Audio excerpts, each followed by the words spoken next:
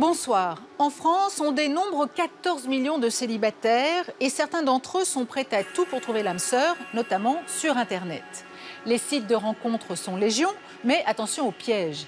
Derrière la photo du prince charmant se cache peut-être un escroc, prêt à toutes les belles promesses pour vous soutirer de l'argent. Alors, qui sont ces arnaqueurs et surtout, comment opèrent-ils? Devant nos caméras, ils disent tout de leur technique et des bénéfices colossaux qu'ils en retirent. Difficile donc de trouver l'âme sœur, mais difficile aussi de préserver son couple. À Paris, 1 sur 2 se sépare. La première cause de divorce est l'infidélité de l'un des conjoints, au point que certains ont trouvé le moyen d'en faire un business très rentable, avocat, détective privé et même salon du divorce. Voici Enquête sur le business du couple. Allô, Franck? Allô? Oui, c'est Marie-Hélène. Qu'est-ce qui se passe, mon amour? Tu devais me faire un mandat pour que je rentre, non? Très très belle fille, hein. Franchement une très belle femme. Pas beaucoup d'hommes qui auraient résisté, je pense, quand on voit une fille comme ça. Rencontre bidon, fausse identité, extorsion de fonds, qui se cache derrière Internet et ses tentations. N'établissez jamais un contact quelconque avec quelqu'un de suspect sur Internet. Quels sont les trucs des escrocs du cœur? Mon cœur s'est mis à battre parce que je me suis dit enfin j'ai trouvé le grand amour. Que j'ai su qu'il était marié, j'ai été anéantie, détruite. Je m'en sors plus. Le but, c'est d'obtenir soit un titre de séjour. Moi, je veux l'effacer, je veux l'éradiquer, je veux qu'il disparaisse parce qu'il m'a gâché ma vie. Que recherchent les femmes infidèles et qui en profite? Donc là, je suis sur la fiche de Nini, qui a 38 ans, qui est une femme mariée, qui recherche tout simplement un bel amant. Il y a un véritable marché de l'infidélité. Mon mari a demandé le divorce. Il a quitté le foyer familial. Il s'affichait déjà depuis très longtemps avec la femme avec qui il est aujourd'hui. Ok, ça marche. À tout à l'heure. Bon, il vient de partir, on y va. Traque, planque, filature. Pour piéger les infidèles, tous les coups sont permis. Fais gaffe, fais gaffe. Recule, recule, recule, recule, recule, recule. Ouais, Iska. C'est bon, on l'a vu, on l'a de pleine face. Las Vegas, ici tendresse rime avec business. Alors qui gagne au jeu du mariage express? Thierry, je te donne cette alliance. En gage de mon amour. En gage de mon amour. Et je te reçois pour mari. Et je te reçois pour mari. C'est une industrie avant tout, hein. Les chapelles sont vraiment des business déguisés en chapelle.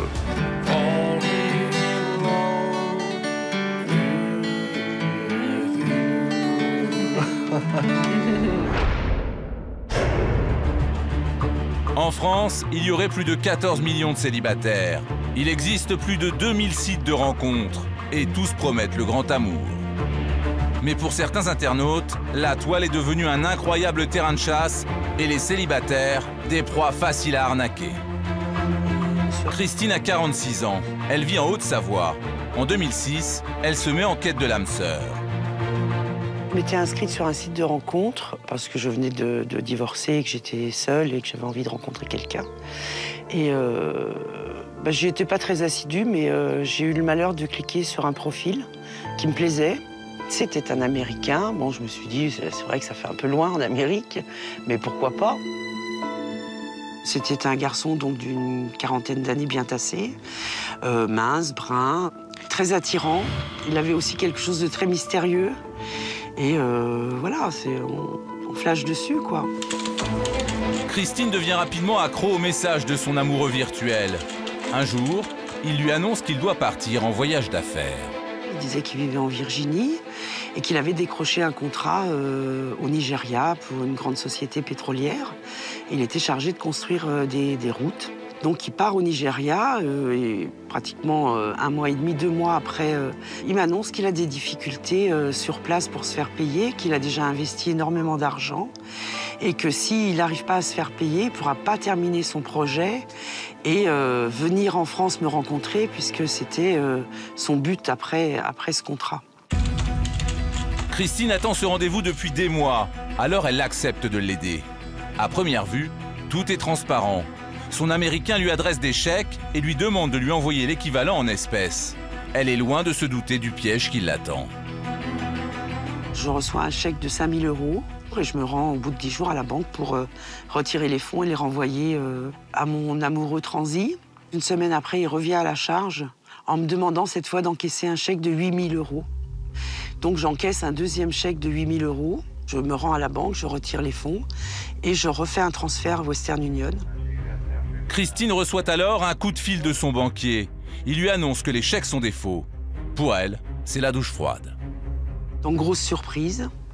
J'appelle mon conseiller financier, qui cette fois a un tout autre discours et qui est d'un mépris total, et qui me dit « Mais enfin, madame, vous n'avez jamais entendu parler de ces escroqueries? Vous avez quel âge ?»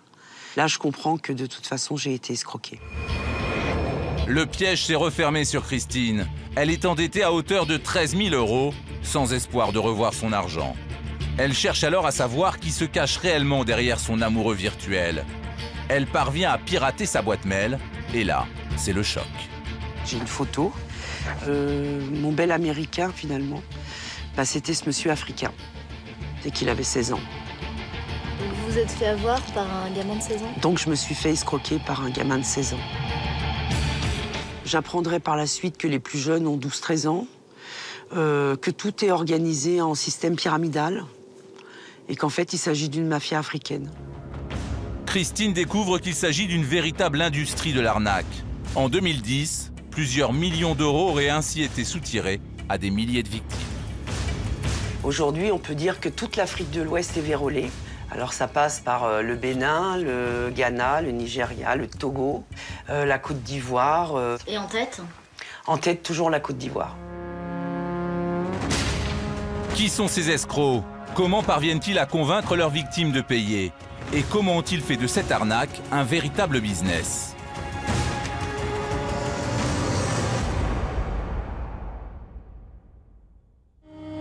Pour le savoir, direction la Côte d'Ivoire. Abidjan, 4 millions d'habitants, la capitale économique de la Côte d'Ivoire. Le pays est en crise depuis la guerre civile de 2002.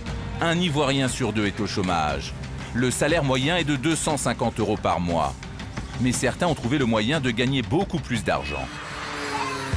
Marcoussis, un quartier où fleurissent de nombreux cybercafés. À une terrasse, nous croisons un groupe de jeunes qui manipulent des liasses de billets. Ils nous expliquent sans crainte que les billets sont le fruit d'arnaques sur Internet.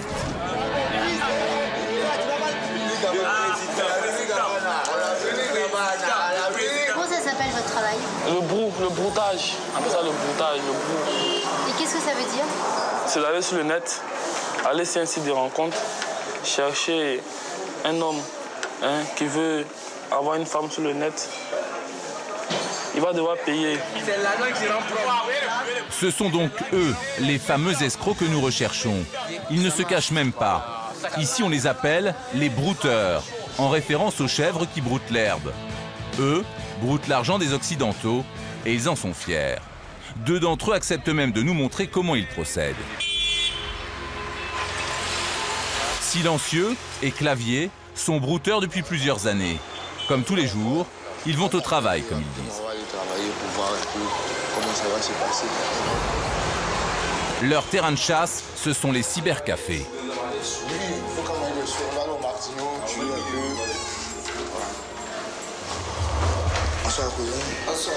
Une heure, c'est à côté. Une heure, c'est 250. Donc, je peux avoir 10 heures sur les dépenses. Ok. Je prends, je peux? Oh, allez-y, je vais vous mettre. Ok, il n'y a pas de souci. À peine arrivés, les 2 hommes se connectent sur Internet. Leur but, multiplier les contacts sur les sites de rencontres.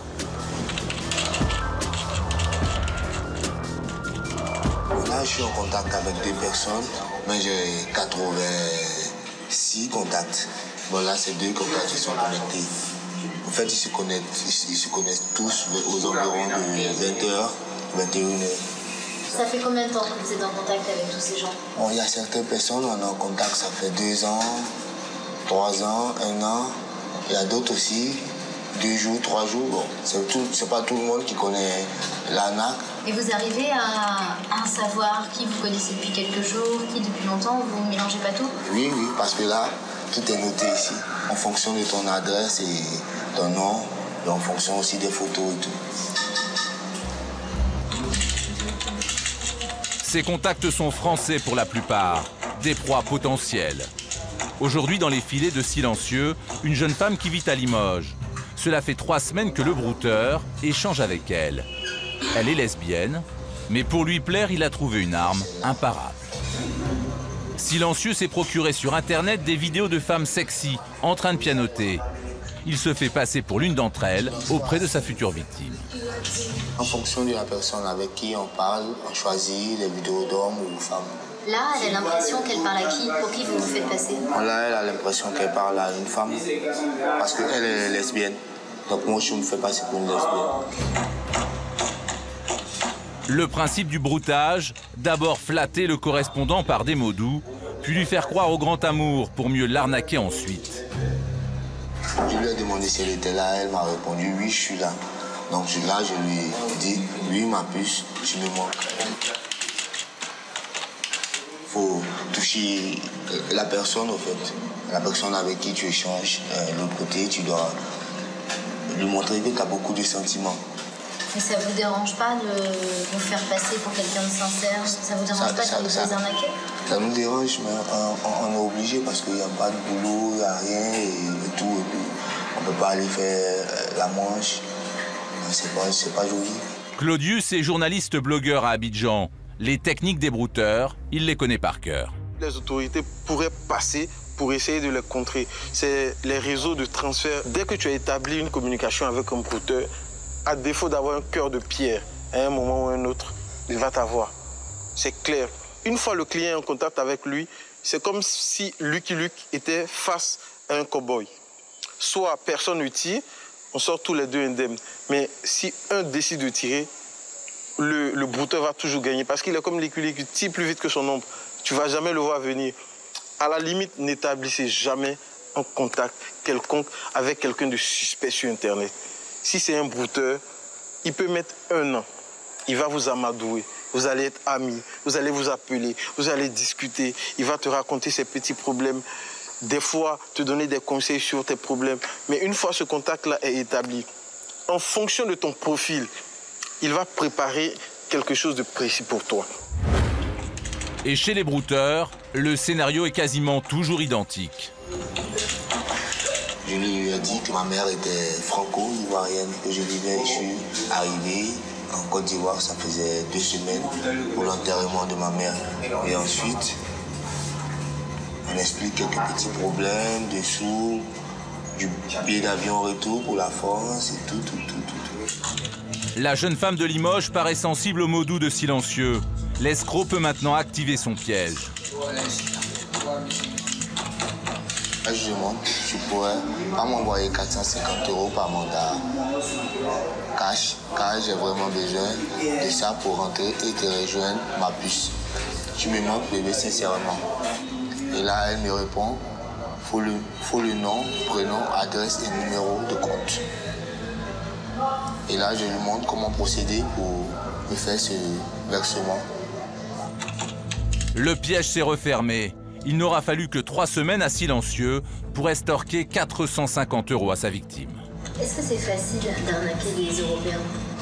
On y met la confiance, la foi, avec les paroles, les appels, les SMS et tout. Mais quand elle appelle, qui est-ce qui répond? Bon, quand elle appelle, moi, par exemple, je joue plusieurs rôles. Je joue la voix d'un homme et aussi la voix d'une femme. Démonstration quelques minutes plus tard. Silencieux se rappelle au bon souvenir de Franck, un Français d'une 40aine d'années qu'il traque depuis près d'1 an. Allô? Allô, Franck? Allô? Oui, c'est Marie-Hélène. C'est Marie-Hélène. Mais j'ai plus de tes nouvelles. J'ai plus de tes nouvelles. Qu'est-ce qui se passe, mon amour?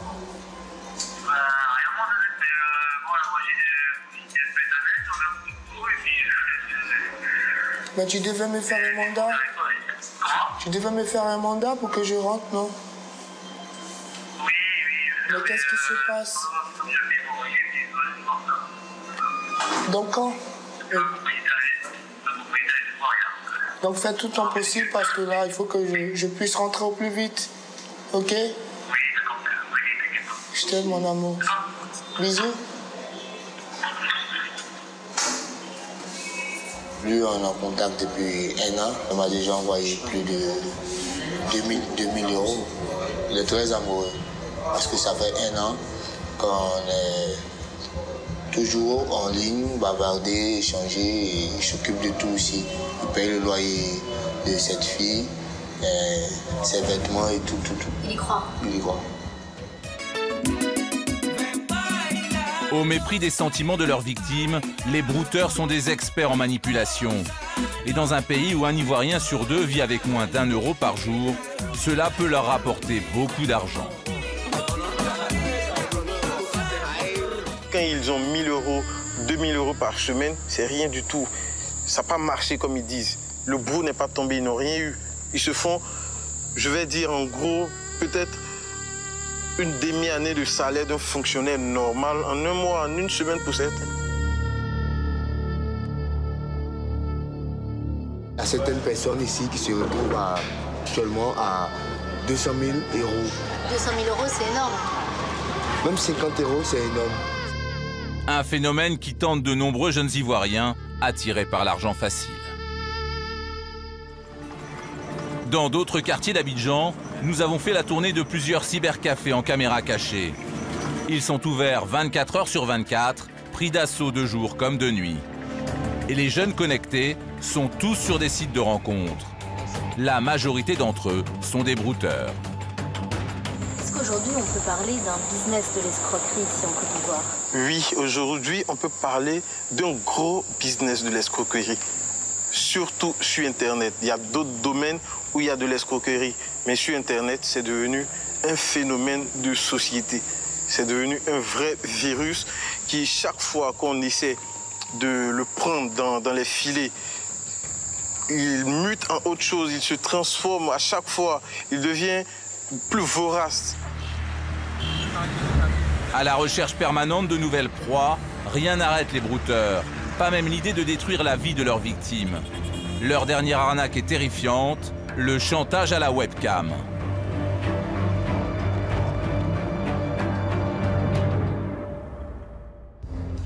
Orléans. Bernard a 50 ans. Divorcé depuis 2 ans, il surfe régulièrement sur Internet. Un jour, il noue des relations avec une jeune femme, Larissa. Elle avait 23 ans, je crois, 24 ans. Elle habite la Belgique, d'après ce qu'elle m'a dit. Et elle devait partir en voyage d'affaires parce qu'elle travaille dans l'import-export. En discutant, donc j'ai su qu'elle partait à la Côte d'Ivoire et tout. Et qu'elle en avait à peu près pour 1 ou 2 semaines. Voilà. Une très très belle fille. Hein. Franchement, une très belle femme. Il n'y a pas beaucoup d'hommes qui auraient résisté, je pense. Quand on voit une fille comme ça, on se verra bien à son bras. Pendant plusieurs semaines d'échanges, Larissa pimente les soirées de Bernard. L'homme commence à croire à cette idylle naissante, d'autant que progressivement, la jeune femme devient de plus en plus entreprenante. Elle commence à me parler un peu sexe, parce que moi, quand je suis devant la caméra, la plupart du temps à la maison, je suis torse nu, donc elle dit que j'avais un beau corps, tout ça, qu'elle voulait en voir plus. Est-ce que vous parliez via la webcam? Moi, je parlais via la webcam. Elle me voyait, mais moi, je la voyais pas. Donc c'est pour ça, je lui dis... au début, elle voulait voir mon corps. Sous le charme de la tentatrice et fort de son anonymat, Bernard décide de passer à l'acte et dévoile son intimité. Elle a coupé, au bout d'un moment, elle a coupé, on s'est dit au revoir. Et c'est tout, puis ça s'est arrêté là. Mais dès le lendemain, Franck reçoit d'Afrique un étrange mail dont l'auteur serait le procureur d'Abidjan. C'est un document qui vient de la Côte d'Ivoire, avec la vidéo que j'avais fait devant la caméra. D'après son message, une plainte a été déposée par l'oncle d'une citoyenne ivoirienne se nommant Clarisse. Le mail du prétendu procureur est explicite. Il détaille le comportement équivoque de Bernard devant la webcam et lui apprend que la belle Clarisse est mineure. Ce genre de comportement est passible de poursuites judiciaires en Côte d'Ivoire. À la fin du mail, le soi-disant procureur lui propose une solution à l'amiable, moyennant une amende de 5 000 €. Là, j'étais là, assis sur ma chaise, je transpirais à grosses gouttes, j'ai presque un demi-rouleau de sopalin, j'étais tout en panique. J'ai coupé l'ordinateur, j'ai pas répondu, j'ai même pas cherché à savoir. Mais Bernard n'est pas au bout de ses surprises. Quelques jours plus tard, il reçoit un message qui l'anéantit. J'ai eu un message de mon ex me disant que ma propre fille avait vu mes photos. Pas la vidéo, mais photos sur Facebook. Alors là, ça m'a foutu un choc. Ma fille m'a envoyé un message, tu me dégoûtes, je préfère du plomb. Voilà ce qu'elle m'a marqué, je préfère du plomb plutôt que de te revoir. Ça veut dire quoi? Ça veut dire qu'elle préférait se tuer plutôt que me voir. Donc quand votre propre fille de 17 ans, elle vous met ça.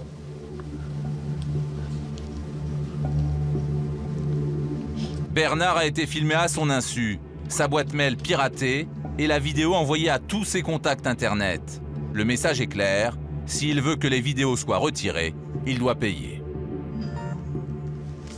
Oui, allô? Un chantage terrifiant qui ferait de nombreuses victimes en France. Christine a créé une association pour défendre les victimes de toutes ces arnaques sur Internet. Vous allez nous envoyer un email avec le lien de cette vidéo. Et nous, on va se charger de la signaler et de la faire supprimer. À bientôt. Merci, au revoir. L'arnaque à la webcam, elle a démarré en mai 2009 réellement. Au début, on comptait à peu près 30 à 40 vidéos par mois. Au jour d'aujourd'hui, on peut prendre ce même chiffre de 30 à 40 vidéos, mais par jour. Chaque jour, ce sont des dizaines de vidéos qui sont mises en ligne sur Internet, comme celle de Bernard. Et le procédé est toujours le même. C'est toujours un homme qui la met en place. Lui, il fait croire qu'il branche une caméra, mais en fait, il diffuse une vidéo en lieu et place de sa webcam. Alors, vidéo haute, bien sûr, d'une femme qui est en train de se déshabiller, et tout ça pour exciter la victime homme qui est en face. Ce que ne sait pas la victime, c'est qu'il est filmé en même temps, qu'on va donc le faire chanter, en lui faisant croire qu'il a été pris en flagrant délit de pédophilie, et que donc il doit payer une grosse amende. Et s'il ne s'exécute pas, sa vidéo sera diffusée sur YouTube. Et derrière ce piège se cachent toujours les mêmes hommes. Des hommes insensibles aux dégâts qu'ils peuvent causer sur leurs victimes. Est-ce que vous faites aussi le chantage à la webcam? Vous demandez à des hommes de se déshabiller? Vous faites croire que vous êtes une femme? Oui, oui, on fait tout cela, On a enregistré ces vidéos et on les fait chanter. Bon, on a tes vidéos, on va les envoyer sur YouTube, et envoyer à ton adresse, à ta famille et tout. Donc on lui demande de payer une somme. Et là, il paye parce qu'il a peur? Oui, il a peur parce qu'il ne veut pas perdre sa femme, perdre son boulot aussi et être mal vu par ses amis et son entourage aussi. On sent vraiment chez ces gens-là un état psychologique fragilisé, ils sont en état de choc. Il y en a qui sont même prêts au suicide pour pas être déshonorés et tellement ils culpabilisent. D'autant plus qu'on peut trouver aussi des hommes mariés qui ont eu un moment d'égarement. Et là, ils sont au bord du gouffre, quoi. On doit vraiment les ramasser à la petite cuillère, hein. Aujourd'hui, les vidéos de Bernard ne circulent plus sur Internet. Il a fait comprendre à ses maîtres chanteurs qu'il ne paierait pas l'amende. Mais pour lui, il est trop tard. Sa fille refuse toujours de lui adresser la parole. Aujourd'hui, je ressens un dégoût déjà de tout ce qui se passe, quoi. Je crois que j'ai plus de honte par rapport à ma fille. Colère, oui, contre eux, ça c'est sûr. De la peur, maintenant un petit peu moins. Mais bon, ce qui est diffusé aujourd'hui, si ça continue à être diffusé tout le temps, un jour ou l'autre, il me tombe dessus. Escroquer quelqu'un par les sentiments, on n'a pas affaire à des êtres humains, là, c'est pas possible. Ces gens-là sont l'ignominie parfaite. Et ça, je peux pas l'accepter, moi. Il faut qu'ils soient punis pour ça. Le problème, c'est que la justice française est impuissante devant ces arnaques venues d'un pays étranger. Cet argent sale leur sert avant tout à faire la fête, à se sentir puissants dans un pays ravagé par la guerre et la pauvreté. Mais combien de vies détruites pour ces moments d'ivresse? Pourtant, les autorités ivoiriennes luttent contre ce phénomène. Une cellule de cybercriminalité a même été créée pour combattre le broutage. Mais leur tâche est difficile.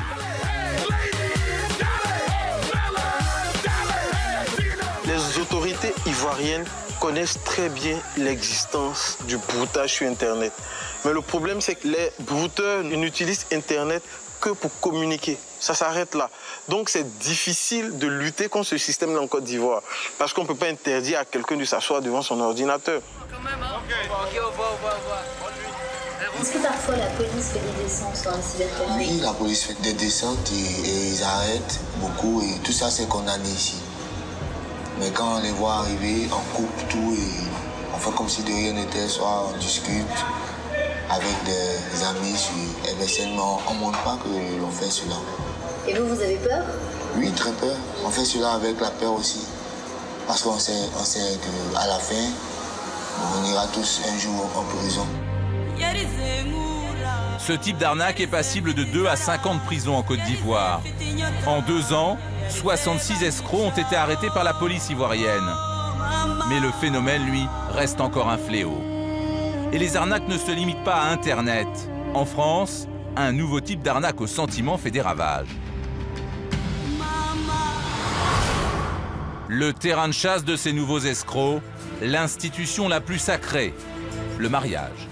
Pour le meilleur et pour le pire. Saint-Étienne. C'est ici qu'habite Anna. Elle vit depuis 8 ans une histoire tragique. Elle nous la raconte de manière anonyme pour protéger sa famille. En 2002, en vacances à Alger, elle fait la connaissance d'Ahmed, un Algérien. C'est le coup de foudre, la rencontre qu'elle espérait depuis des années. Mon cœur s'est mis à battre parce que je me suis dit, enfin, j'ai trouvé le grand amour. Enfin, je me suis dit, je ne suis plus toute seule. Je vais pouvoir fonder un foyer. Il est tout le temps avec moi, il est tout le temps aux petits soins pour moi. Il téléphone sans arrêt. Je me suis dit, bon, il n'y a pas de doute à avoir. En plus, c'est un beau garçon, vraiment bien. Anna est amoureuse.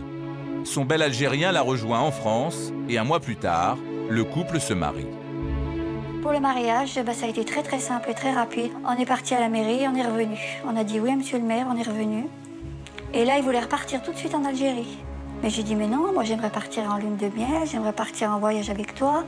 J'aimerais faire un petit voyage de noces, ne serait-ce que de quelques jours. Et il a insisté pour ne pas le faire. Et il est reparti après le jeudi en Algérie. Je l'ai pas vu pendant 6 mois. Un comportement étrange, mais Anna veut y croire. D'autant plus que lorsque son mari décide de rentrer, il n'a qu'une idée en tête, régulariser sa situation.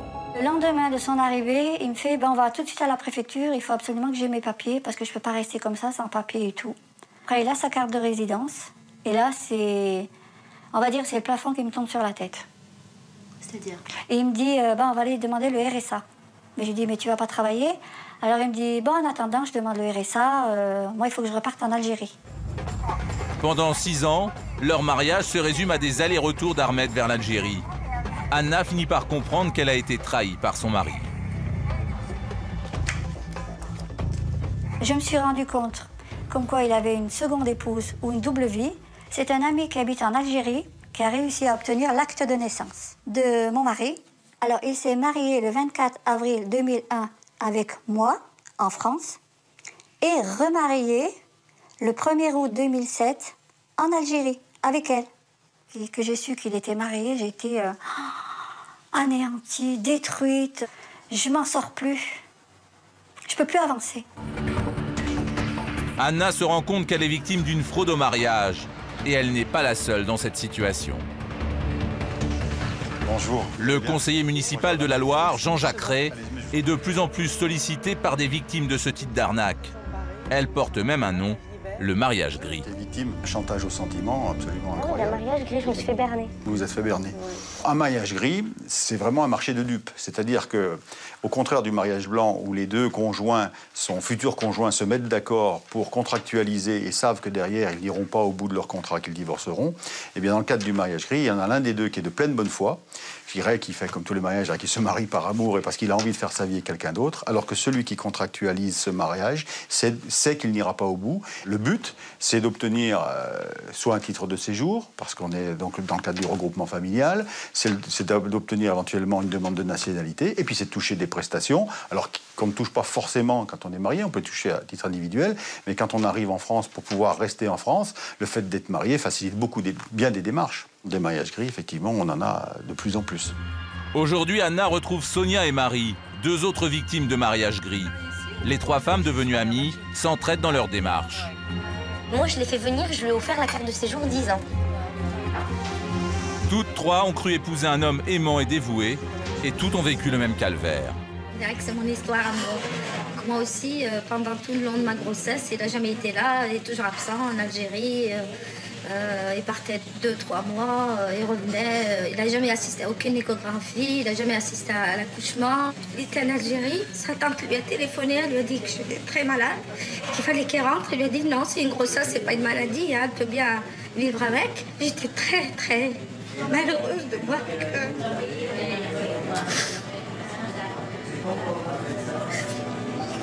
Elle n'avait rien à foutre. Sonia, est-ce que vous étiez amoureuse de lui? J'aurais donné ma vie pour lui. En fait, lui, ce qu'il a aimé chez moi, c'est juste la carte de séjour, rien d'autre. Tu te dis, ça arrive aux autres, mais ça peut pas m'arriver à moi. Ça peut arriver qu'aux autres, qu'à la télé, dans les reportages à la télé, dans les films à la télé, mais à moi, ça pourra jamais m'arriver. C'est pas possible. Je suis une fille qui travaille, qui a du caractère. Ça peut arriver à tout le monde, mais sauf à moi. Moi, on peut pas me berner, on peut pas m'avoir, c'est pas possible. Et alors aujourd'hui, est-ce que vous dites que vous avez été naïve? Oui, j'ai été naïve, j'ai été bête. Ces histoires douloureuses, Maître Dutheil de la Rochère les connaît bien. Avocat à Versailles, il est l'un des spécialistes du mariage gris.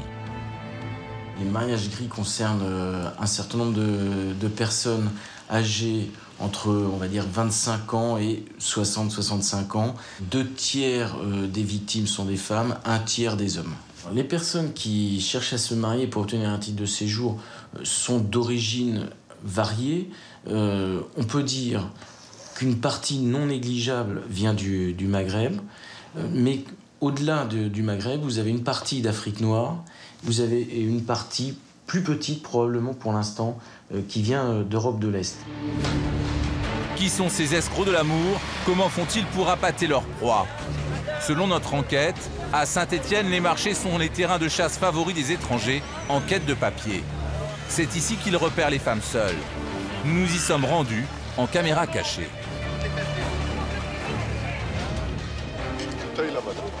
Il y a 2 tailles? Oui, les petites tailles, les grandes. Ah, d'accord. C'est combien? 5 € les deux. Vous êtes française? Ouais. Ça va. Et vous êtes quoi? Algérienne. Algérien.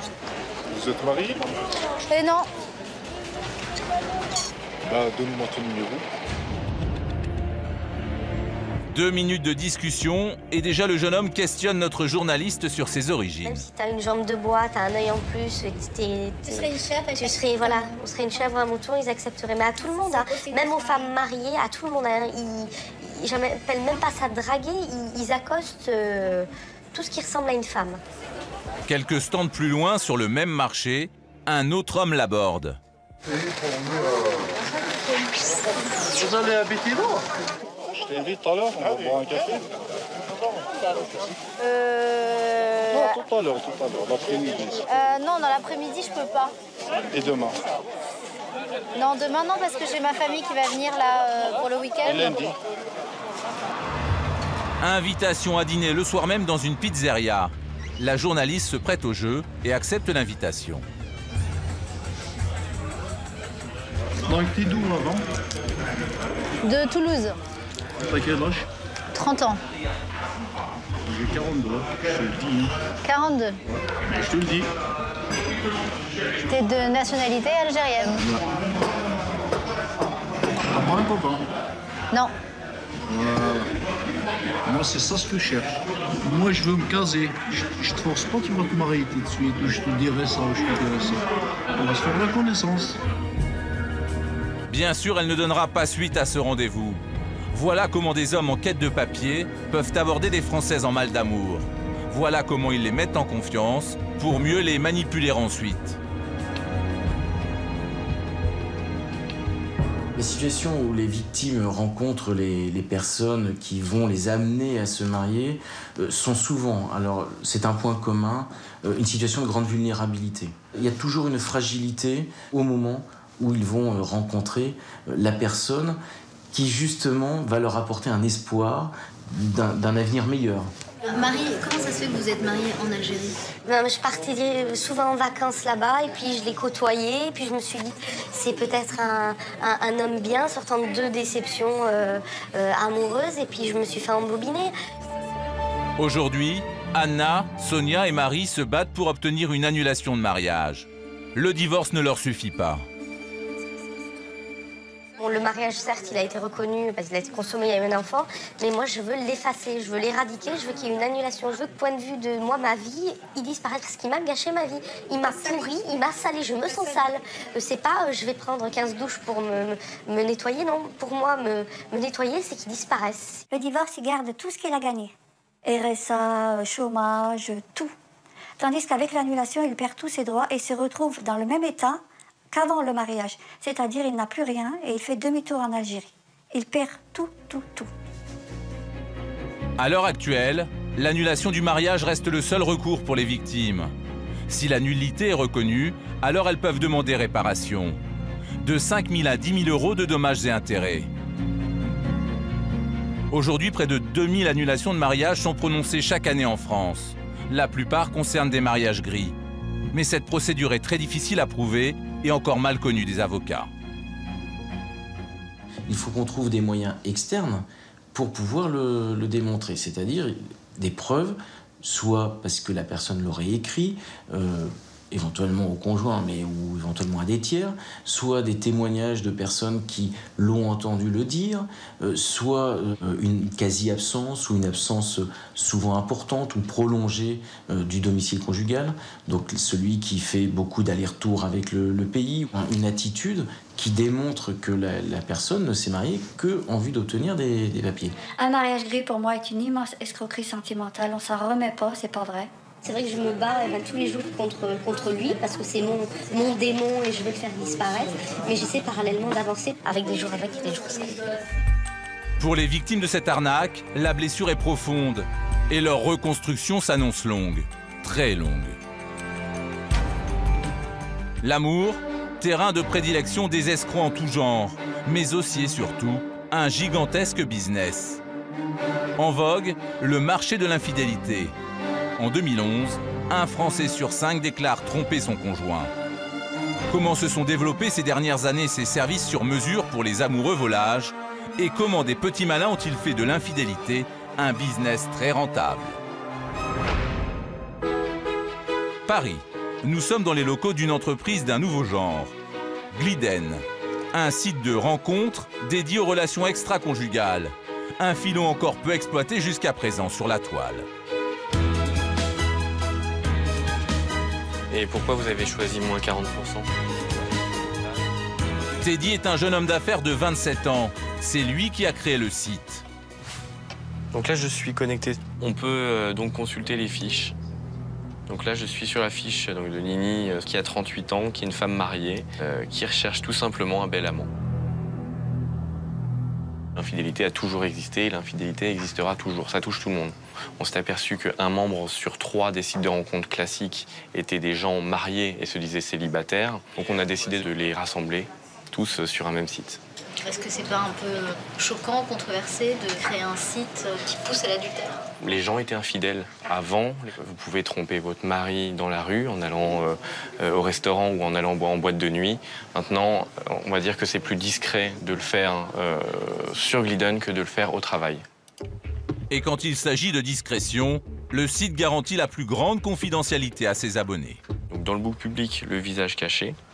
Mais on peut voir que dans l'album de photos privées, on a 3 photos. Et si seulement elle a discuté avec moi et elle sait que je ne suis pas quelqu'un qu'elle connaît, elle pourra peut-être m'en donner l'accès. Combien coûte On peut faire une rencontre à partir de 15 € pour les hommes.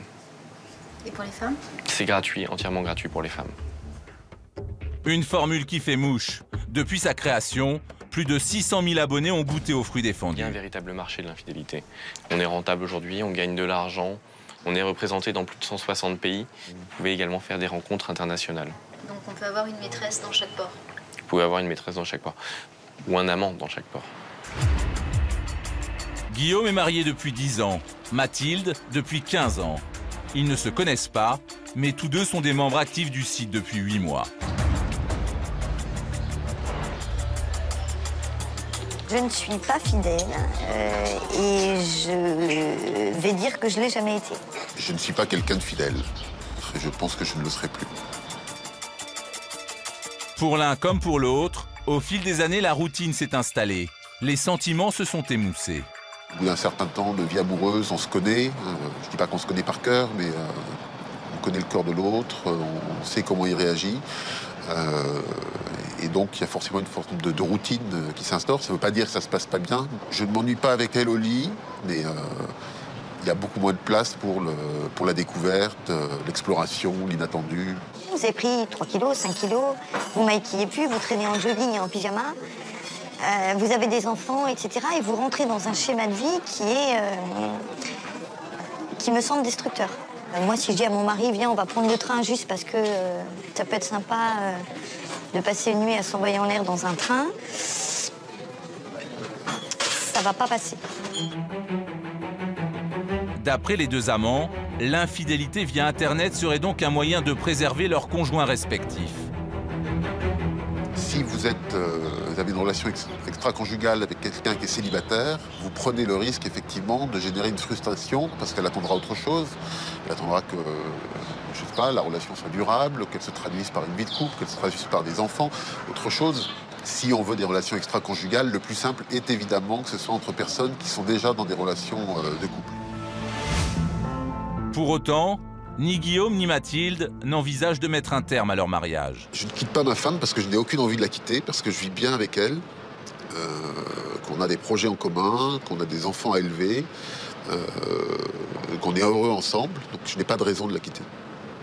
J'ai jamais envisagé, j'ai jamais pensé à quitter mon mari pour un autre, et je le ferai pas. Je le ferai pas. Je le ferai pas parce que j'assume complètement le choix de vie que j'ai fait. À l'heure actuelle, oui, c'est vrai que je suis confrontée au fait d'en aimer un autre, mais en fait, il y a de la place pour deux. Il y a de la place pour deux parce que je l'aime pas de la même manière, que j'ai pas envie d'avoir des enfants avec lui. Il y a des choses que j'ai pas envie de faire avec lui. Je pense que mon infidélité fait en sorte qu'on est toujours mariés et qu'on s'aime toujours. Si je n'étais pas infidèle, je pense qu'il y a longtemps qu'on aurait divorcé comme tout le monde. Mener une double vie, préserver son jardin secret, cela nécessite une sacrée organisation. Pour gérer une double vie, il faut être à la fois organisé et discret. D'abord, il y a les mails, les textos, etc., qui supposent une gestion drastique, même si c'est douloureux. Il faut supprimer les textos au fur et à mesure, ne surtout pas les garder. Si on s'envoie des mails, il faut évidemment avoir une messagerie à part, non identifiable, pas avoir une messagerie avec son nom et son prénom. Aujourd'hui, ma maîtresse connaît mon vrai prénom, je connais son prénom, et c'est tout. Pour Mathilde, infidélité rime avec secret. Alors pour n'éveiller aucun soupçon et justifier ses absences auprès de son mari, elle a trouvé une solution très en vogue.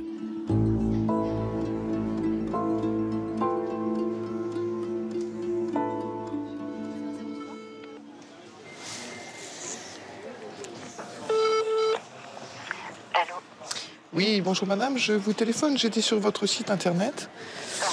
Et j'ai besoin d'un alibi, donc je vous contacte pour voir un petit peu comment ça se passe. Un alibi, car dans quelques semaines, elle a prévu de retrouver son amant. Et une agence spécialisée va lui fabriquer une excuse sur mesure. Ce serait pour la 2e semaine des vacances de février, le fin février, à partir du 24. À partir du 24 ? Voilà. D'accord. Et ce serait pour combien de temps ? Eh bien, si possible, un jour et une nuit. Un jour ? Et une nuit. C'est juste pour vous ou c'est aussi pour un ami ou... Bah oui, non, il faudrait qu'on ait 2 alibis, puisqu'il en a besoin d'un aussi, oui. Ces alibis seront fabriqués loin de Paris, à 25 km de Mulhouse. Voici le siège de la société, une simple maison au centre du village. La directrice, Christine. Ses clients, une dizaine par jour environ. Des Français, des Suisses. Christine a un emploi du temps précis et minuté. Pas de place pour l'improvisation. Oui, allô ? Madame, bonjour, c'est Emma de la clinique. Bonjour. Est-ce que je pourrais parler à votre mari, s'il vous plaît? Écoutez, là, il est sous la douche. D'accord. Est-ce que vous pourriez lui dire de venir rapidement au bloc opératoire? On a besoin de lui. D'accord, il y a une urgence. Il y a une urgence, il y a sa patiente qui a saigné ce matin et puis l'anesthésiste l'a vu et puis il aimerait l'opérer. D'accord, bah, je vais lui dire tout de suite. Merci. Au revoir, madame. Bonne journée. Au revoir. Ce chirurgien m'a appelé en me disant qu'il aimerait bien avoir un petit peu de temps libre. Je me suis dit là, c'est vite trouvé. On l'appelle pour lui dire qu'il a une urgence dans le bloc. Donc voilà, lui, il était sous la douche. Ça s'était convenu que vers midi, il serait soit en train de promener le chien vite fait autour de la maison, soit il serait sous la douche pour que sa femme prenne le téléphone. Le coût de cet alibi téléphonique, 43 €. Christine en réalise 5 par jour. Sa journée s'enchaîne par une visite chez le fleuriste. Elle va commander un bouquet de fleurs pour la maîtresse de l'un de ses clients. L'homme a fait appel à Christine pour rester discret. Il ne veut pas que sa femme découvre le poteau rose.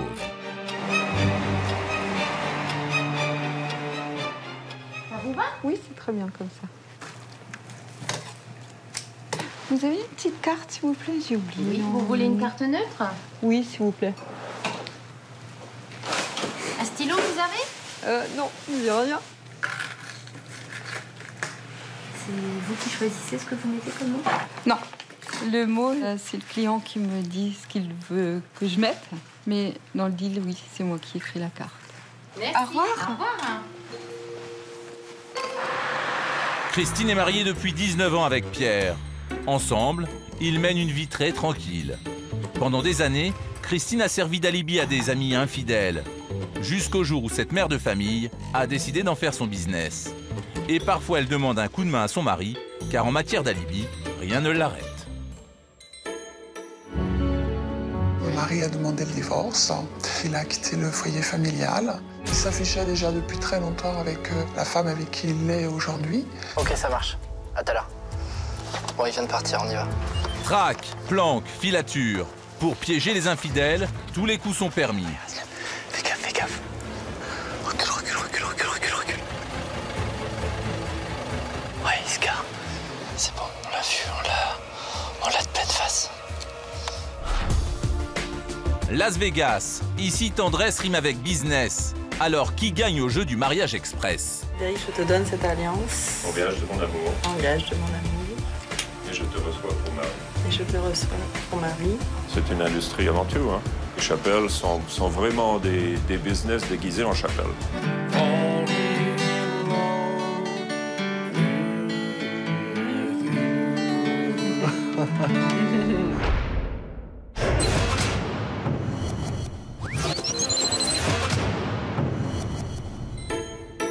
On a dû jouer les parents d'un jeune étudiant qui ne voulait pas présenter ses vrais parents à sa copine. Donc on a joué les parents. Pierre a également joué le père d'une femme. Comme il a un accent suisse, et c'était une Suissesse, donc ça tombait très bien. Cet après-midi, Christine doit préparer les 2 alibis que Mathilde lui a commandés pour elle et son amant.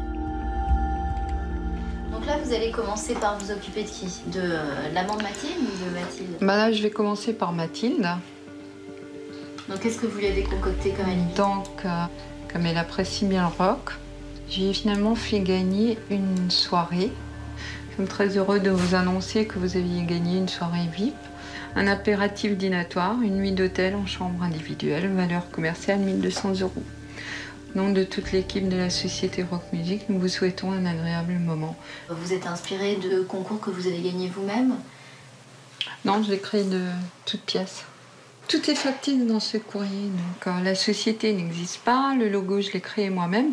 Donc, on ne peut pas être attaqué par une société existante. Autour maintenant de l'amant de Mathilde. Il cherche du travail dans l'informatique. Christine va lui fabriquer un alibi sur mesure. C'est une lettre type pour une convocation à un rendez-vous d'embauche. Nous avons bien reçu votre offre de candidature au sein de notre entreprise pour le poste 2. Donc là, je vais mettre software. Aussi, nous vous proposons un rendez-vous dans nos locaux avec Monsieur Durand. Et il s'agit tout à fait d'une société factice qui a son siège social à Courbevoie. Il y a un numéro de téléphone, mais ce numéro de téléphone n'arrivera pas à Courbevoie, il arrive ici. Si sa femme appelle, elle va tomber chez nous. Je vais l'appeler, je vais me présenter comme société Abbott. Et puis je pourrai lui confirmer que son mari a effectivement un rendez-vous avec M. Durand. Son secret pour rendre les alibis crédibles, louer les indicatifs téléphoniques régionaux de France et de Suisse à l'année. Là, je fais une étiquette. Comme ça, je sais que si ce téléphone sonne à partir de maintenant, je sais que c'est la femme d'un de mes clients qui est censé être à un hôtel à Paris. Non, je ne vends pas des téléphones, c'est simplement des téléphones pour bétonner de mes alibis. 2 heures de travail, et voilà les alibis de Mathilde et de son amant, enfin prêts. Donc ça, c'est l'alibi pour Mathilde, la convocation pour Albert, l'hôtel pour Albert, et puis le train pour Albert. Concocter des alibis pour couvrir des amants volages, un métier très particulier, mais qui ne pose aucun cas de conscience à Christine. De service. On propose un service, les gens l'utilisent ou ne l'utilisent pas. C'est quand même un business qui est très décalé. Mais qui répond à un besoin aujourd'hui, une vraie demande. Il y a une vraie demande. Ce business peut paraître dérangeant, mais il est bel et bien légal. Et à raison d'une dizaine d'alibis par jour, la société de Christine se porte bien, même si elle préfère rester discrète. C'est une entreprise plutôt rentable. Oui, c'est une entreprise qui est en plein essor. En tout cas, c'est devenu aujourd'hui une vraie société qui vend du faux. Attention toutefois à l'adultère. Cela peut vous coûter cher si votre conjoint vous démasque. L'infidélité est responsable d'un divorce sur 2. Une véritable aubaine pour les professionnels qui surfent sur ce juteux marché de la séparation. Paris, porte de Champéret. Pour la 2e année se tient le salon du divorce. La commissaire du salon, la voici. Brigitte Gommet. C'est elle qui a flairé la bonne affaire. En fait, l'idée nous est venue il y a environ 3 ans, fin 2007, avec 2 éléments qui ont été un peu concomitants. Une petite manifestation en Autriche qui s'appelait Salon du divorce. Donc on l'a appris par les médias et on s'est dit quelle drôle d'idée. Et donc on a réfléchi sur le sujet. Et en même moment, c'était le moment où le président de la République divorçait. Et là on s'est dit, tiens, il se passe quelque chose, il y a probablement des tabous qui sont tombés. Est-ce que c'est pas un peu négatif de créer un salon du divorce ? C'est une réalité de la vie.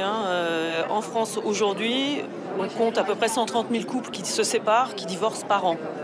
C'est-à-dire c'est 1 sur combien ? En région parisienne, c'est 1 sur 2. Ce qui est le cas de la plupart des grandes villes en Europe, faut le savoir, 1 sur 2. Toutes les grandes métropoles, c'est cette statistique. Et par contre, dans des villes plus moyennes ou dans des coins plus de campagne, en province, on est sur 1 sur 3. En 2010, près de 6000 futurs divorcés ont visité le salon. Est-ce que vous pouvez m'expliquer ce que vous êtes venu faire sur ce salon ? Essayer de trouver des renseignements pour rentrer dans le cadre de la séparation simplifiée. Et parce que, comme tous les divorces, il y a toujours les avocats, les juges, le couple, les enfants. Et je ne veux pas que mes enfants rentrent dans le conflit. Alors, est-ce que c'est avec madame que vous vous séparez ? Non, c'est madame que j'ai retrouvée, que j'ai rencontrée. À 45 ans passés, on a rencontré le coup de foudre. Le salon, 80 stands. Les classiques, avocats, notaires, huissiers, mais aussi d'autres plus surprenants.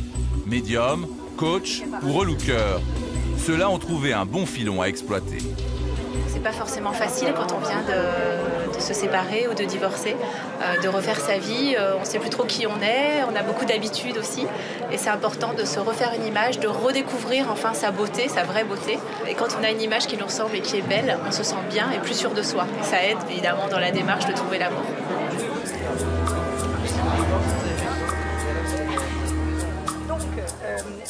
Et bien sûr, pas de salon du divorce sans le stand réservé aux détectives privés. Les clients qui sont venus au salon sont, je dirais, à 90% à peu près des femmes, 10% des hommes, sur des problématiques complètement différentes. Certains ont déjà divorcé, et là on est confronté à des gens qui ne payent pas leur pension alimentaire. D'autres qui vont divorcer et qui s'interrogent sur « Ah oui, mais mon mari a planqué des biens à droite à gauche et je ne sais pas où ils sont ». Ou alors, c'est la femme qui pense, ou le mari qui pense que son conjoint a une relation adultère, elle va vouloir le confirmer. Le divorce, une épreuve douloureuse et parfois très conflictuelle. Près de la moitié des séparations entraînent une guerre juridique. Et au centre des conflits, des enjeux financiers. Ce matin, Nathalie a rendez-vous avec maître Béatrice Usan, avocate spécialisée dans les divorces. Cette femme au foyer vit le calvaire depuis 1 an. Mon mari a demandé le divorce. Il a quitté le foyer familial. Plus de 15 ans de vie commune, 1 enfant, et puis un jour, Nathalie soupçonne son mari de la tromper. La maîtresse serait l'une de ses subordonnées. Ça fait déjà depuis très longtemps avec la femme avec qui il est aujourd'hui. Et vous avez indiqué que c'était sa maîtresse? Ah, pas du tout. Elle était dans le déni total en disant mais pas du tout. C'est ma collaboratrice. En aucun cas. Enfin, ne te méprends pas. Tu déraisonnes. Pourtant, quelque temps plus tard, son mari quitte la maison familiale. Il lui annonce qu'il ne pourra lui verser qu'une petite pension. Le loyer de son appartement, dit-il, est trop élevé. Mais Nathalie le soupçonne de mentir. Il vivrait en fait chez sa maîtresse et sans loyer à payer, il pourrait donc lui verser une pension plus généreuse. En fait, tout le monde sait dans la ville qu'il vit chez elle. Parce que l'adresse qu'il a déclarée sur l'ordonnance n'est pas en réalité son réel domicile, c'est ça que vous voulez dire? Et donc pour vous, votre mari n'aurait aucune charge locative? Tout à fait. Donc il a donné de fausses informations concernant ses dépenses. Au niveau des revenus, le tribunal fait état d'un revenu mensuel de 9 648 €. C'est cela. L'homme gagne très bien sa vie. C'est un notable influent. Et Nathalie veut prouver quel est le véritable train de vie de son mari. Pour l'instant, elle touche une pension provisoire de 1 200 €. Son avocate pense avoir la solution. Je pense qu'une solution qui serait plus adéquate serait de procéder à une filature. Ça permettrait de prouver que l'adresse qu'il a donnée au juge n'est pas conforme à la réalité. On va essayer d'une part de rétablir la réalité, d'autre part de montrer qu'il a menti. L'avocate l'a convaincue. Nathalie reprend espoir. Un détective pourrait apporter les preuves qui lui manquent. Pour l'instant, elle ne parvient pas encore à faire le deuil de son mariage. Elle se sent humiliée et bafouée. C'est pas le fait de quitter une vie pour en recommencer une autre, c'est de la façon dont ça a été fait. Et je crois que c'est ça qui, quelque part, qui salit. C'est aussi de faire ce constat, c'est de dire, bon, j'ai passé plus de 10 ans avec un homme, finalement, qui il s'est servi de moi, en définitive, si je prends les choses tout à fait froidement. Financièrement, Nathalie a du mal à joindre les deux bouts. D'autant que le divorce n'arrange pas ses affaires. Est-ce que vous avez une idée du coût de cette procédure?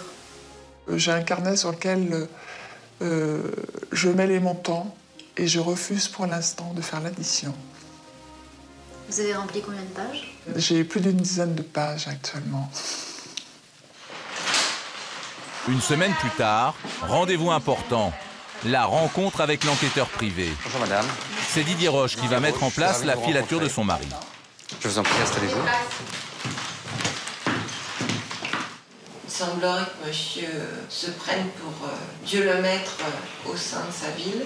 Il vit avec sa collaboratrice dans un appartement de fonction qui ne leur coûte rien. Et en plus... Les services de l'enquêteur ont un coût, mais Nathalie est prête à y mettre le prix. Cette filature pourrait enfin lui apporter la preuve qu'elle attend. Quels sont les honoraires d'un enquêteur? C'est à peu près 75 € par heure pour un agent. Donc ça reste quand même un moyen de preuve cher, toutefois. L'enjeu financier, lui, l'est pour beaucoup. Dans le cas de madame, si l'on arrive à démontrer qu'il ne paye pas de loyer, si l'on arrive à démontrer qu'il y a des éléments fautifs, on peut penser que la pension alimentaire sera en proportion de ce dont elle a droit. Est-ce que vous vous sentez rassuré? Je ne sais pas si le terme rassuré est approprié, mais j'ai l'impression d'avoir eu une véritable écoute. Monsieur Roche, en fait, propose de dire « Moi, je vais vous aider et on va prouver ». Écoutez, merci beaucoup, madame. Merci à vous. Au revoir, je suis ravi de vous avoir rencontré. Vous pouvez en tous les cas compter sur notre collaboration. Merci. Orly, dans la banlieue parisienne, voici les bureaux de l'agence privée. C'est Mathieu, l'un des détectives privés, qui va se charger de la filature. Son visage sera masqué pour ne pas compromettre ses futurs plans.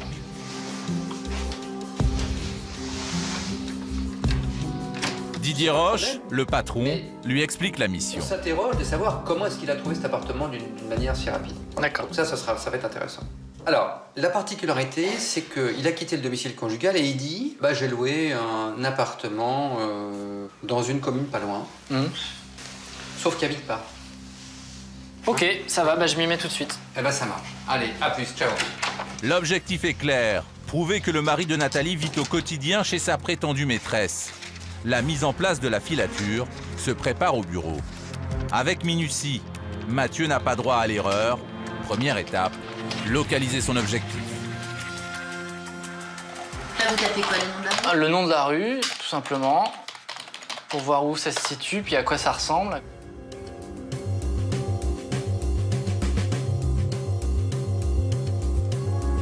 Elle est par là, elle est là, voilà. Donc il part de là, et il doit se rendre ici. L'agent suivra l'homme de son bureau jusqu'au domicile de sa maîtresse. C'est là qu'il vivrait, selon les dires de sa femme. Au niveau de la distance, il y a 600 mètres, quoi. Je pense que ce qu'on va faire, c'est qu'on va mettre un agent au démarrage, on va mettre un agent ici qui va faire la sonnette. La sonnette, c'est-à-dire qu'il va donner le top départ à un autre agent qui sera positionné sur le lieu d'arrivée. Et le deuxième agent, il va être là uniquement pour claquer une photo. Là, on a la chance que la personne sur laquelle on travaille, on trouve facilement des photos récentes de lui sur Internet. Donc on ne devrait pas avoir de souci à l'identifier, surtout qu'il est assez caractéristique. Il a un physique quand même assez caractéristique, donc on ne devrait pas avoir trop de problèmes à l'identifier. C'est parti, l'opération peut commencer. Un dernier détail à régler. C'est toujours bien d'avoir une petite boisson chaude dans la voiture pour se réchauffer. Parce que on va couper le moteur, donc on risque d'avoir froid ce soir. 20h, Mathieu prend la route. L'enjeu de la soirée est essentiel pour le divorce de Nathalie. J'ai conscience que le travail qu'on va faire ce soir va peser très certainement dans la prise de décision du juge aux affaires familiales. Notre travail peut changer la vie d'une personne, donc c'est vrai que ça met une pression supplémentaire, c'est clair. Ce soir, l'homme anime une réunion. Là, on arrive à l'endroit où l'objectif doit partir. On va aller faire le repérage sur le parking, voir s'il y a son véhicule. A priori, la réunion doit être commencée, je pense, puisqu'il y a de la lumière. On va aller vérifier ça tout de suite.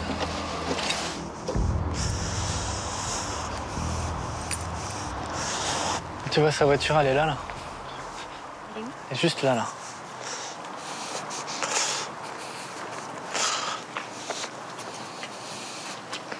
La réunion, a priori, elle est commencée. Elle est bien là. Par contre, je vois pas la dame qui est censée être sa compagne actuelle. Je vais aller m'approcher un petit peu, voir quand même. Mathieu a repéré sa cible, mais la compagne, en revanche, n'y est pas. Il prévient son collègue qui guette à l'extérieur la sortie de l'homme. Bon, le véhicule, il est là. Donc tu me préviens, tu m'appelles dès que... Tu m'appelles, pas un texto. Ok, ça marche. Tu m'appelles quand ça démarre. Deuxième étape, la planque devant le domicile de la maîtresse présumée. On sait avec certitude que l'appartement, c'est celui qui est en haut, au 3e étage, à gauche. Il y a de la lumière, donc je crois que ça doit être la lumière de la télé. Donc elle doit être là, elle. Retour dans la voiture. Mathieu prépare son matériel. Reste à attendre patiemment le signal de son collègue. Parfois, une planque peut durer toute la nuit.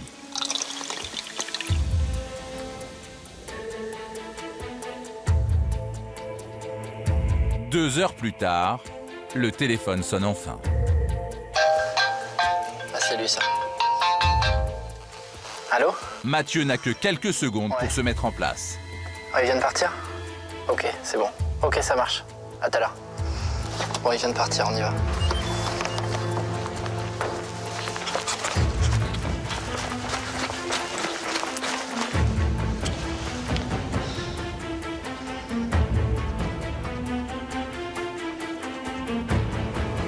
Ça lève, la barrière elle se lève. Fais gaffe, fais gaffe. Recule. Ouais, il se gare. Il se cache près de l'entrée de la résidence, caméra au point.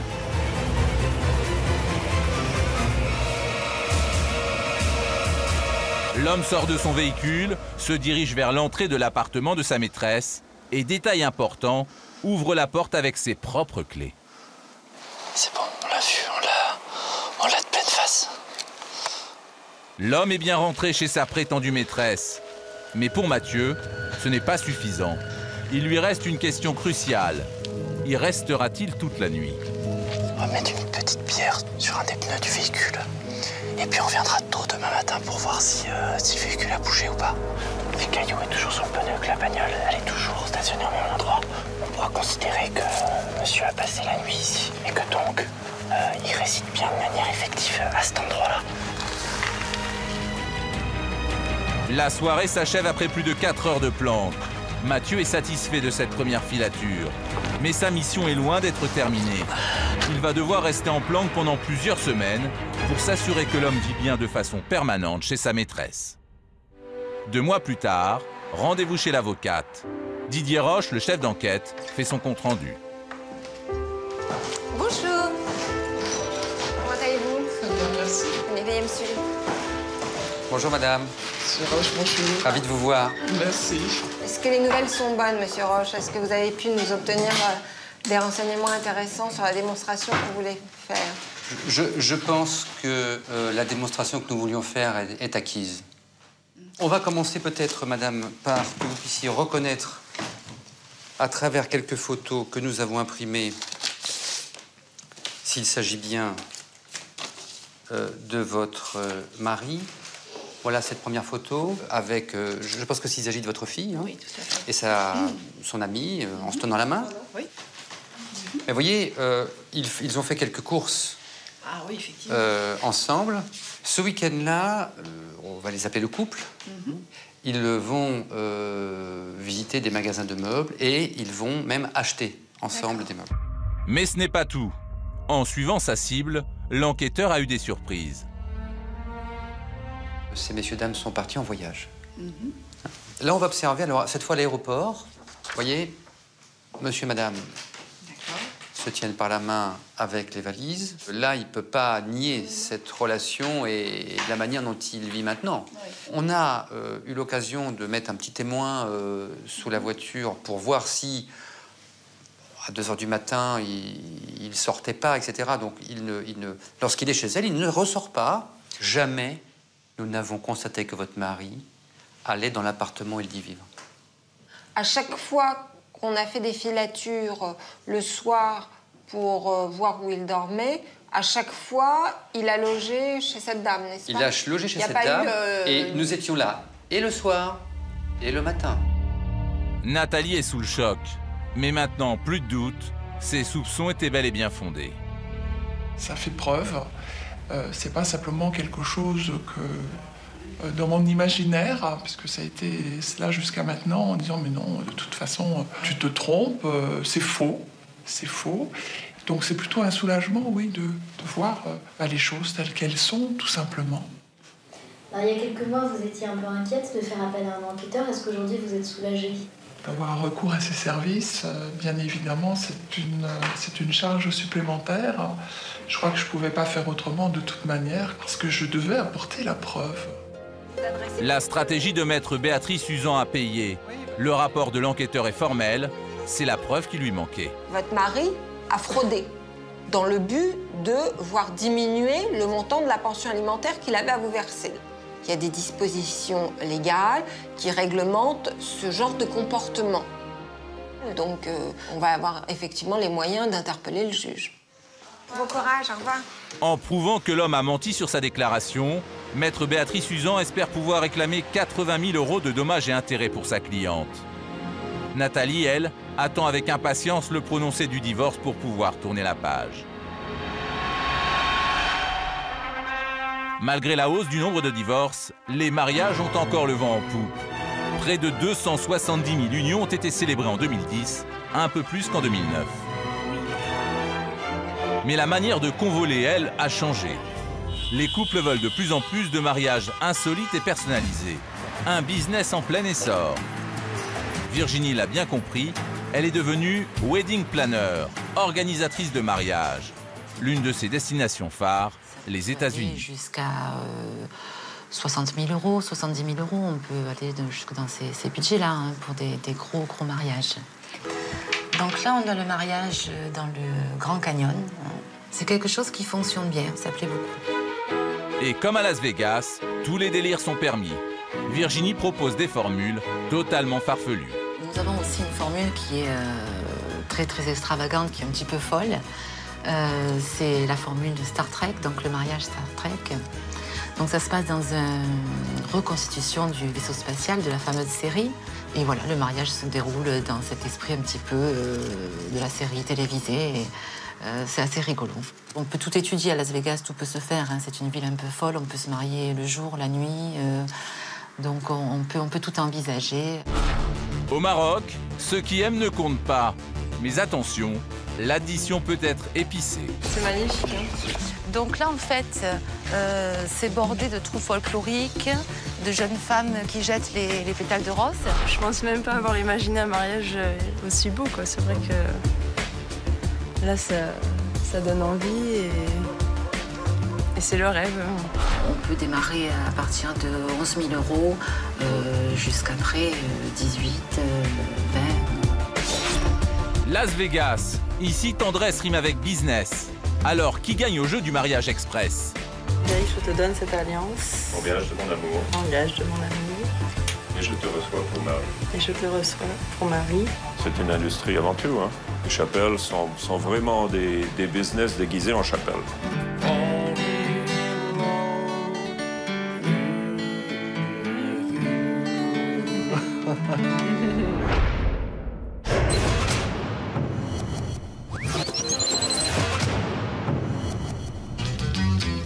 Las Vegas, capitale du jeu et des excès. Cette ville est devenue la destination la plus prisée des wedding planners pour organiser des mariages clés en main. Pourquoi de plus en plus de Français sont-ils attirés par les mariages éclairs de Las Vegas? Comment la ville est-elle devenue le temple du mariage? Chaque année ici, plus de 100 000 couples se passent la bague au doigt. Dans quelques heures, ce sera au tour d'Annabelle et de Frédéric. Ces deux Français originaires de la Creuse se diront oui. C'est un délire au départ de dire si on se marie, on fera ça à Las Vegas. Là, c'est merveilleux, quoi. C'est tout démesuré. On en prend plein les yeux à chaque seconde, partout où on va, quoi. Voilà.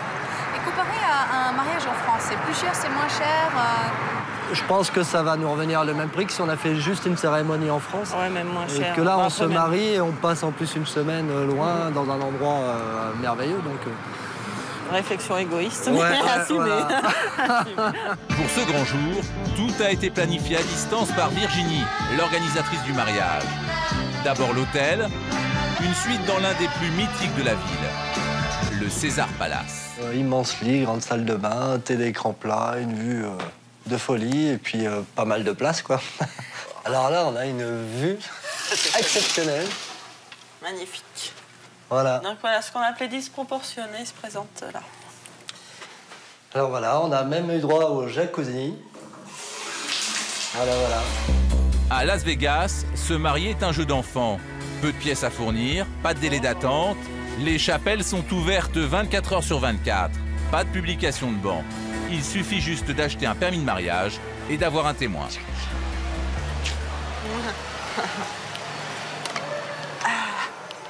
On se met là, hein. Ça fait plus style. Waouh. En ce qui concerne les témoins, on n'en a pas sur Las Vegas, donc c'est prévu par la chapelle. Donc c'est eux qui fournissent, on va dire, les deux témoins du mariage, voilà. Ici, 50 $ suffisent pour s'unir. Pour Annabelle et Frédéric, ce sera plus cher. Virginie, leur wedding planner, leur facture les 6 jours pour 3 000 €. Dans la prestation, vol, hôtel, cérémonie en français avec photo, fleurs, musique et surtout, validation officielle du mariage en France.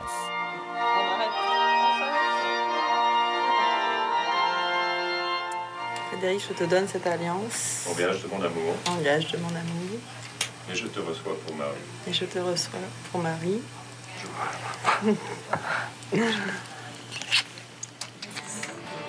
Et pour le même prix, cerise sur le gâteau, la visite surprise d'Elvis.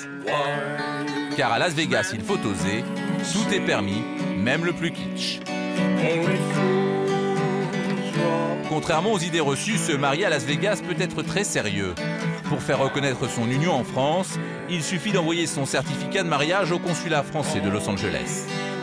Vous l'aurez compris, Las Vegas est devenu l'usine à mariage, un vrai business assumé par le curé qui les a unis. En général, il y a entre 80 et 120 000 mariages dans l'année. C'est une industrie avant tout. Hein. Les chapelles sont vraiment des business déguisés en chapelles. Vous voyez, c'est pas des églises. Vous voyez. C'est moins cher de se marier à Vegas plutôt que de faire un gros événement ailleurs. On peut se marier pour 300 $ seulement et épargner ensuite pour la maison ou pour le voyage de noces. Virginie organise plusieurs mariages par semaine à Las Vegas, mais elle propose également d'autres formules. Et elle n'a même pas besoin de rencontrer les futurs mariés. Mais ce qui marche le mieux, ce sont les formules sur mesure, un mariage unique et personnalisé. C'est ce que recherchent Caroline et Alexandre. Ils ont décidé de se marier à Marrakech. Ils veulent surprendre pendant 2 jours leurs 60 invités. Ça va ? On veut des choses qui bougent un petit peu, qui changent un peu de l'ordinaire, ou une sorte de petit séjour, entre guillemets, clé en main, où tiens, tac, tac, voilà. tac, tac, tac, avec des activités. Bien voilà, sûr. Donc là, oui, là, on va pouvoir privatiser un lieu que pour vous et vos invités. Donc je peux vous proposer, on a 2 riads, donc un qui a une capacité plus importante. Vous avez à peu près, bon, comme vous avez l'habitude de le faire, vous savez à peu près, sans les options, sans rien, 2 nuits, qu'est-ce que ça représente, 3 nuits, qu'est-ce que ça représente à peu près Donc sur 2 nuits, 45-50 personnes, on peut démarrer à partir de 11 000 € jusqu'après 18, 20. Ça me paraît... Avant de s'engager définitivement, l'agence offre 2 jours de repérage pour préparer le mariage. Une semaine après leur rencontre, Virginie organise le voyage. Au revoir, bon retour. Merci.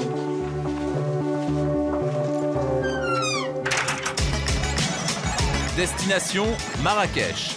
Malgré les récents événements, le pays attire toujours les mariés. Virginie fait découvrir au couple le riad qu'elle a sélectionné pour leur mariage. Voilà, on a des Archama. Là, voilà, il y a donc ce qui est sympa, c'est qu'il y a plein de petits coins où vos invités après pourront se retrouver pour boire le thé. Voilà.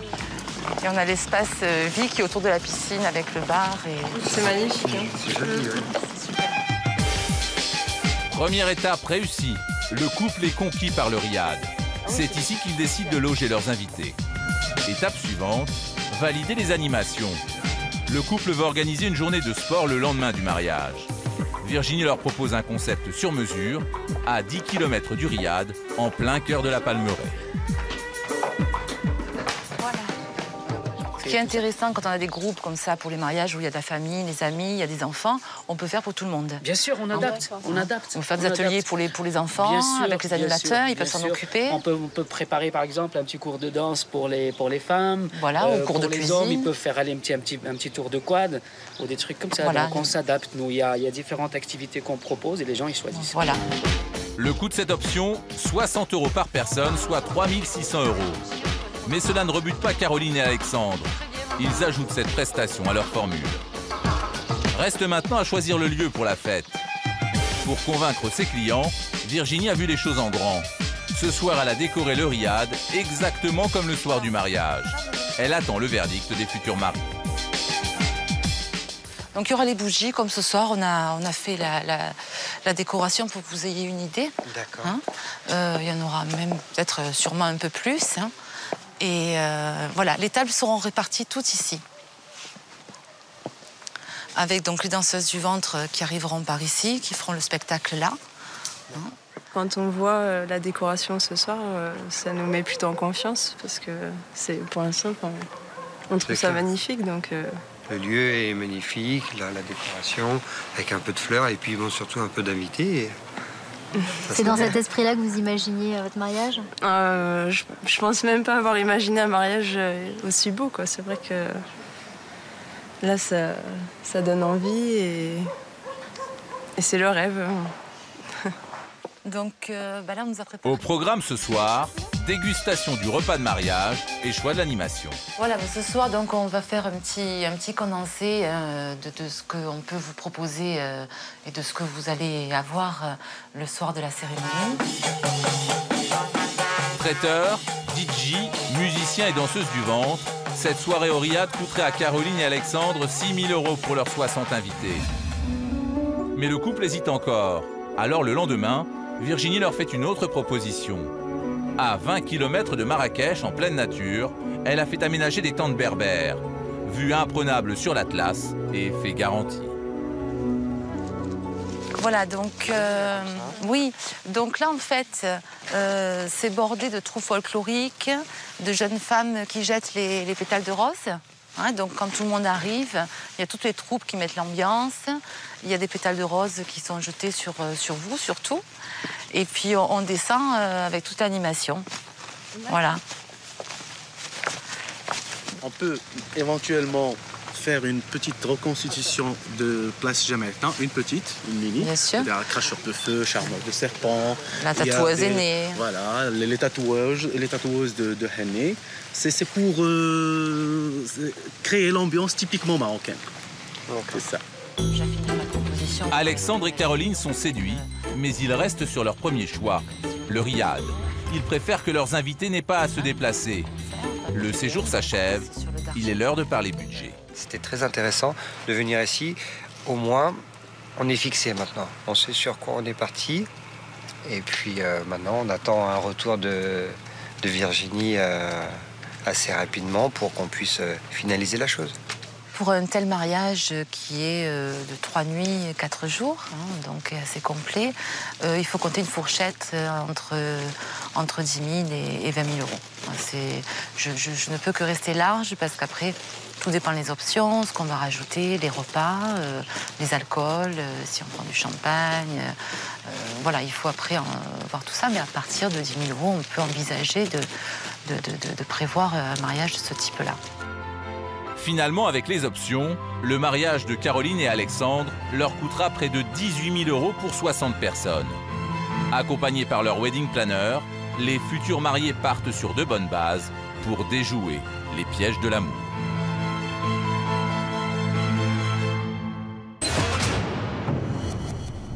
Ce 90 minutes enquête est terminé. Merci de nous avoir suivis. On se retrouve très bientôt sur TMC. Merci, bonsoir.